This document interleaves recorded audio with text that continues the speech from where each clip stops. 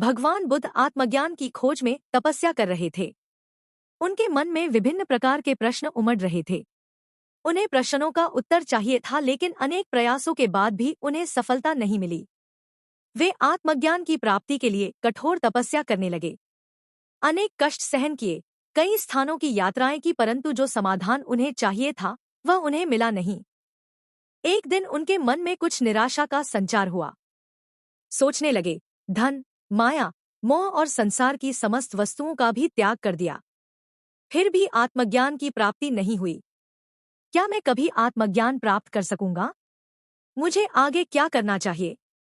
इसी प्रकार के अनेक प्रश्न बुद्ध के मन में उठ रहे थे।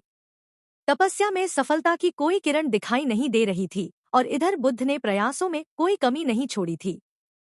वे उदास मन से इन्हीं प्रश्नों पर मंथन कर रहे थे। इसी दौरान उन्हें प्यास लगी। वे अपने आसन से उठे और जल पीने के लिए सरोवर के पास गए। वहां उन्होंने एक अद्भुत दृश्य देखा। एक गिलहरी मुंह में कोई फल लिए सरोवर के पास आई। फल उससे छूटकर सरोवर में गिर गया। गिलहरी ने देखा, फल पानी की गहराई में जा रहा है।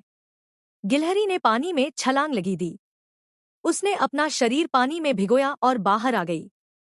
बाहर आकर उसने अपने शरीर पर लगा पानी झाड़ दिया और पुनः सरोवर में कूद गई। उसने यह क्रम जारी रखा। बुद्ध उसे देख रहे थे, लेकिन गिलहरी इस बात से अनजान थी। वह लगातार अपने काम में जुटी रही। बुद्ध सोचने लगे, ये कैसी गिलहरी है? सरोवर का जल यह कभी नहीं सुखा सकेगी, लेकिन इसने हिम्मत नहीं हारी। यह पूरी शक्ति लगाकर सरोवर को खाली करने में जुटी है। अचानक बुद्ध के मन में एक विचार का उदय हुआ, यह तो गिलहरी है, फिर भी अपने लक्ष्य को प्राप्त करने में जुटी है। मैं तो मनुष्य हूँ। आत्मज्ञान प्राप्त नहीं हुआ तो मन में निराशा के भाव आने लगे। मैं पुनः तपस्या में जुट जाऊंगा। इस प्रकार महात्मा बुद्ध ने गिलहरी से भी शिक्षा प्राप्त की और तपस्या में जुट गए। एक दिन उन्हें आत्मज्ञान प्राप्त हो गया और वे भगवान बुद्ध हो गए।